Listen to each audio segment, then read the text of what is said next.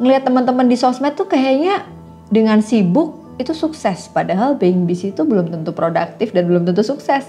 Tapi seolah-olah kalau kita cuma gelundang-gelundung, rebahan di kamar, seolah kita tuh masih jauh dari kata sukses. Belum lagi orang tua kita, kamu nih udah umur segini gitu-gitu aja hidupnya, gelundang-gelundung di kamar, ayo dong kamu ngapain kek gitu. Seolah orang tua kita juga menjadi pressure tersendiri buat kita. Nah, apa yang bisa kita lakukan di tengah situasi ini teman-teman? Assalamualaikum Analisa Channel, seneng banget nih. Nah, selalu ya seneng banget, happy banget. Emang aku se-happy ini kalau diminta untuk belajar dan mengajarkan sesuatu. Jadi ini dari ceritaku waktu dulu di bangku sekolah tuh baru inget nih. Oh iya ya, aku tuh kalau belajar emang selalu suka baca, terus aku menulis, terus habis itu aku ngomong dan aku rekam pakai kayak tape recorder gitu teman-teman. Terus habis itu dari record yang aku rekam materi misalnya pelajaran sejarah tuh aku dengerin sendiri dan sampai akhirnya aku harus bisa ngejelasin seperti apa yang aku dengerin waktu itu cara belajarku. Nah, jadi dengan Analisa Channel ini tuh aku jadi kayak ngerasa momen aku untuk belajar dan juga untuk lebih memahami kondisi, berempati dengan apa sih yang sebenarnya terjadi dalam real life atau kehidupan nyata tentang ilmu psikologi ini.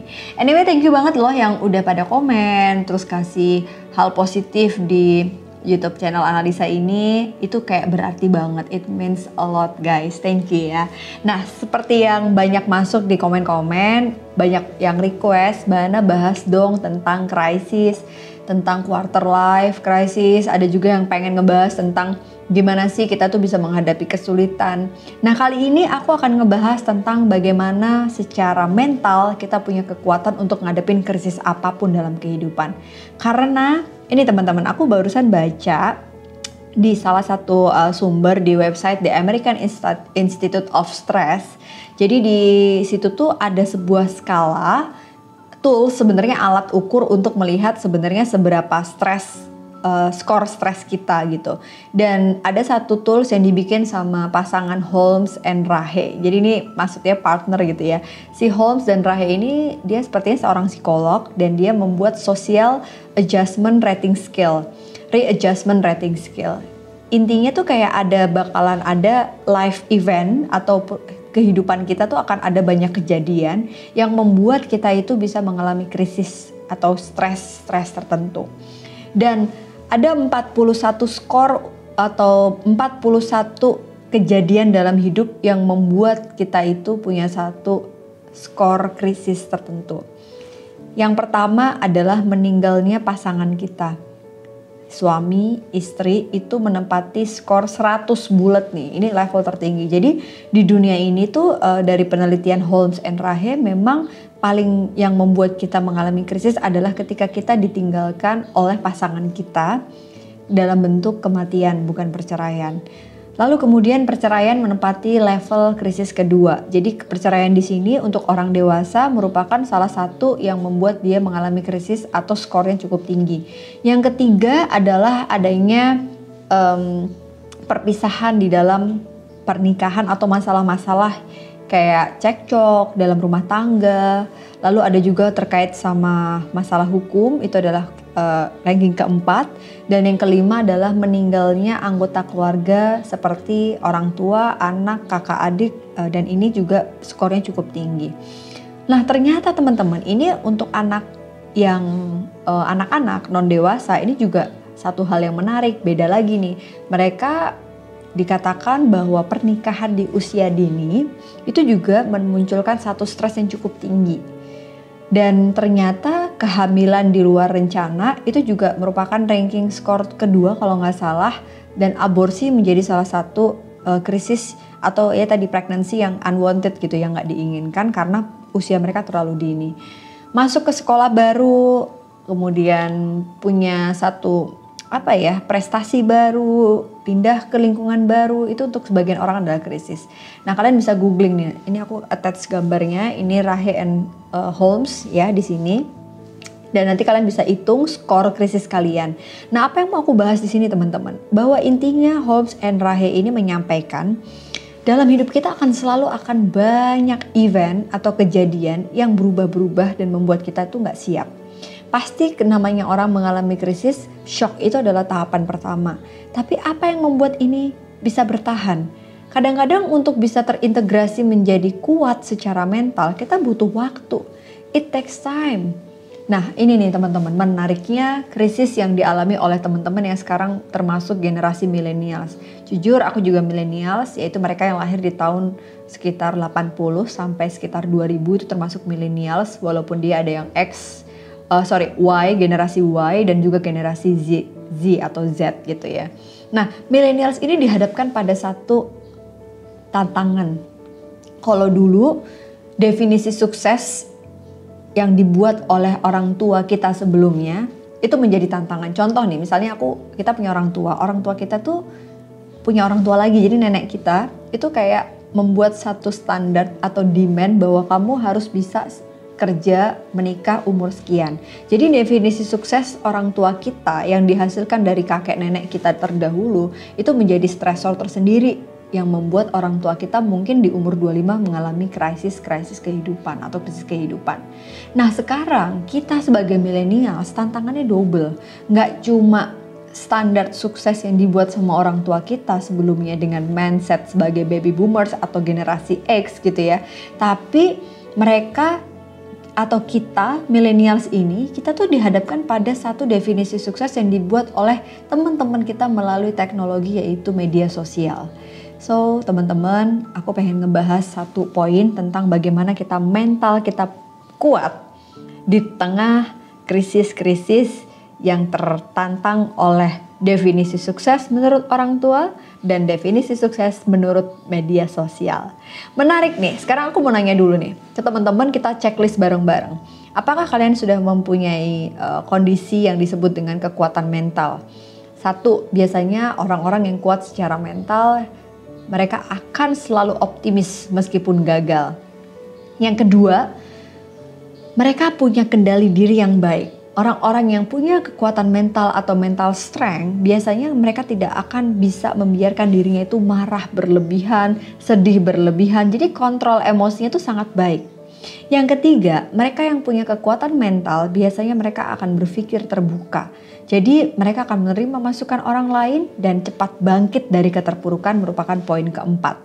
Poin kelima, mereka tuh kayak cepat recovery. Kalau gagal ditolak, mereka nggak nyesel ditolak. Mereka belajar dan cepat-cepat recap untuk bisa damai sama situasi itu. Dan stres menurut orang yang kuat secara mental akan dianggap sebagai sebuah hal yang menantang dan membuat kondisinya menjadi lebih baik lagi. Nah teman-teman, kalau tadi kamu sudah cek dan ternyata semua ciri-ciri itu ada pada diri kamu, selamat. Berarti kamu sudah memiliki mental yang kuat. Kalau belum, jangan khawatir teman-teman. Karena ternyata aku pengen kasih satu tips yang menurut aku bisa diresapi bersama-sama. Yang pertama, emang paling susah kita itu memilih untuk melakukan sesuatu yang gak kita pengen lakukan. Hari ini millennials atau kita-kita yang dihadapkan pada krisis akibat adanya definisi sukses antara orang tua kita dan teman-teman di media sosial, ngebikin kita tuh nggak ngerti sebenarnya definisi sukses itu apa sih. Ngelihat teman-teman di sosmed tuh kayaknya dengan sibuk itu sukses, padahal being busy itu belum tentu produktif dan belum tentu sukses. Tapi seolah-olah kalau kita cuma gelundang-gelundung, rebahan di kamar, seolah kita tuh masih jauh dari kata sukses. Itulah yang bikin kita krisis. Belum lagi orang tua kita, kamu nih udah umur segini gitu-gitu aja hidupnya, gelundang-gelundung di kamar, ayo dong kamu ngapain kek gitu. Seolah orang tua kita juga menjadi pressure tersendiri buat kita. Nah apa yang bisa kita lakukan di tengah situasi ini teman-teman? Aku paham banget kalau flashback umur 25 aku mengalami quarter life crisis yang membuat aku tuh bersyukur ada momen itu. Jujur waktu itu mentalku gak sekuat sekarang. Mentalku waktu itu masih ya namanya umur-umur 21 sampai 25 itu kan kayak kita mencari kita tuh mau ngapain sih, between kita mau nikah atau kita mau kuliah atau mau kerja itu kayak banyak banget kepengenan kita pada waktu yang bersamaan. Sampai akhirnya aku ngerasa di umur 25 krisisku tuh adalah ketika melihat teman-temanku yang udah pada sukses. Benar nih, ngeliat media sosial waktu itu kayak umur 25, waktu itu sosmednya yang lagi hits adalah pet. Masih inget gak? Aku kalau lihat petnya teman-temanku tuh kayak wah keren banget ya, saling tag-tagkan kerjaan, lagi meeting di mall gede di Jakarta. Sedangkan aku waktu itu mungkin sebagian orang melihat hidupku tuh kayaknya udah sempurna. Aku lulus dengan nilai yang baik, aku dapat beasiswa dari kampus ternama untuk studi master S2 aku, tapi tetap aja karena definisi sukses seorang analisa saat itu masih diciptakan oleh orang lain yang dia lihat di media sosial. Karena definisi sukses seorang analisa masih di-create oleh orang tua yang demand dia untuk bisa ini itu, dan mungkin bahkan diinternalisasi terus-menerus oleh seorang analisa saat itu. Apa yang terjadi teman-teman? Aduh, aku sempet tuh nangis di pojokan, di kamar, terus kayak ngerasa aku punya anak pertama di umur-umur 25 yang waktu itu mungkin orang-orang lagi ngejar karir, dan jujur saat itu tuh rasanya gak enak banget. Tapi dari situ, krisis itulah yang ngebikin aku bisa kuat karena ternyata aku menemukan peluang untuk menciptakan lapangan kerja di umur 26. APDC Indonesia aku berdiri, aku bikin saat aku habis melalui krisis dalam hidup yang sangat berat saat itu, krisis identitas. Jadi krisis identitas ini akan dialami oleh banyak orang. So teman-teman, aku punya 3 poin. Saat itu aku punya pikiran tidak sehat tentang diriku. Seorang analisa mengatakan kepada dirinya bahwa dia itu tidak sukses, dia tidak produktif. Padahal ya itu 24 jam rasanya kurang ngurusin anak baru lahir, jadi seorang ibu baru di kamar. Dan itu menurut aku masih punya unhealthy belief tentang diriku. Aku gak percaya bahwa apa yang udah Allah kasih itu kayak, aduh, jadi rasanya nyesel pernah ada di part itu. Tapi it's okay, itu adalah yang pernah kita lalui. Jadi kalau kamu pengen punya mental yang kuat, berhentilah untuk punya unhealthy belief tentang diri kita. Yang kedua, kenapa kita nggak kuat mentalnya teman-teman? Karena saat itu unhealthy belief aku adalah selalu menyalahkan orang lain. Unhealthy belief aku adalah kita ngebandingin hidup kita sama orang lain. Ya waktu itu jujur aja struggle dengan zaman media sosial awal-awal hitsnya Instagram, pet. Aku ngebikin kayak aku mau posting apa tiap hari, aku cuma bergulat di kamar dengan anak bayi yang baru lahir, dan aku kayak masih bingung gimana caranya jadi ibu lalalala. Sedangkan ijazahku aku tutup dan beasiswaku ngerasa kayak sia-sia. Dapat IPK bagus, beasiswa, tapi aku nggak ngerasa berguna saat itu. Itu unhealthy beliefku tentang orang lain karena aku ngebandingin hidupku sama mereka.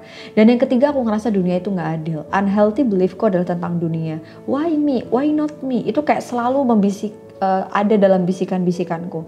Tapi ternyata teman-teman, ketika aku untuk keluar dari unhealthy belief tentang diriku, aku lihat lagi perspektifku lebih luas lagi. Ya Allah, kayaknya aku nggak bersyukur banget bisa menikah dengan orang yang aku benar-benar cintai, bisa punya anak, dan alhamdulillah dikasih anak yang lucu banget, sehat dan normal, diberi kepercayaan untuk jadi ibu di usia yang sangat muda. Terus aku melihat hidup orang lain, ya udah nggak apa-apa, bebas mereka mau posting apapun, itu kendalinya ada di kita. Dan gimana aku bisa merasa dunia ini sudah ada porsinya masing-masing. Dan ternyata dengan aku mengubah unhealthy beliefku tentang diriku, orang lain dan dunia, aku merasa seperti dapat kekuatan. So sekarang buat kamu yang pengen menguatkan dirimu, hilangkan atau pelan-pelan hapus. Contoh nih ya, aku pengen menghapus unhealthy beliefku tentang diriku. Lakuin aja self talk. Enggak Ana, kamu tuh nggak sia-sia, ilmu tuh tetap bermanfaat buat anakmu. Kamu tuh akan ada waktunya, kamu tetap bisa belajar. Terus ngeliat orang lain lebih sukses. Aku sempat mendelete hal yang nggak pengen aku lihat supaya aku beneran punya healthy belief tentang orang lain. Sampai akhirnya aku udah siap untuk lihat orang lain sukses. Bayangkan aku ada di poin itu, dan ternyata sekarang begitu ngeliat orang sukses tuh ngerasa happy gitu. Pelan-pelan aku terapi diriku. Dan yang terakhir adalah aku selalu menghitung nikmat yang Allah udah kasih ke aku dibandingkan dengan sesuatu yang sulit yang aku harus lalui. So teman-teman, apapun kesulitannya, krisis itu akan selalu ada dalam part hidup kita. Perubahan akan selalu terjadi, dan perubahan itu kadang nggak kita sadari sebagai sebuah krisis yang membuat kita justru semakin lebih kuat. Karena di balik kesulitan pasti akan ada peluang baru. Terima kasih udah berbagi, terima kasih udah bercerita, dan ini cerita aku pribadi. Semoga bisa menguatkan kita semuanya, karena dengan menguatkan kita otomatis juga menjadi energi buat diri kita menjadi lebih kuat lagi. Thank you udah nonton, dan seperti biasa nih teman-teman, kemarin aku sempat posting tim APDC Indonesia, follow Instagramnya APDC Indonesia. Kita habis post tentang gimana kalau kamu ditolak, gimana kalau kamu pernah dapat satu rasa kecewa. Itu ternyata yang ngebuat kita belajar untuk bisa bangkit dari krisis apapun. So coba baca kontennya, kalau emang kamu suka sebarkan itu sebaik-baiknya, karena kadang-kadang itu jadi satu cara kita untuk healing sama situasi sulit kita. Terima kasih, assalamualaikum.